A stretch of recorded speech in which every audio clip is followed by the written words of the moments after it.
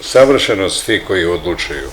Nema tu nikakve savršenosti. Ja sam bio svjedok takvih lutanja, da nisam mogao da vjerujem da su to ljudi na toj funkciji. To postoje kompjuterski modeli, ne postoje ljudi više u sistemu odlučivanja. Postoji kompjuterski model koji kaže to, a sad, ko je pravio taj model? To je problem, to su neki ludaci. Onda ovi to gledaju, onda šta ćemo sad? Mislim, neću da pojednostavljujem, ali hoću da kažem da je to najveći, za mene barem najveći zabrinutost izaziva. Kad sam vidio ko su ljudi koji donose tako važne odluke i na koji način ih donose,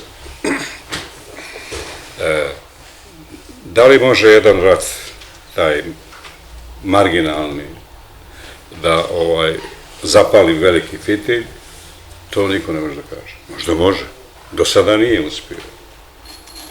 Ali sve te procjene da tu postoji neki sistem koji će da to sve nekako na kraju dovede ili do rata ili do rešenja problema, to nije realno.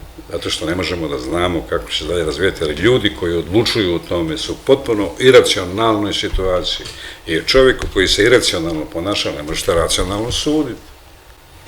Takvo je vrijeme došlo. Jednostavno, prvo ne možete da vjerujete šta oni rade protiv svojih država. Oni prije svega urušavaju svoje države.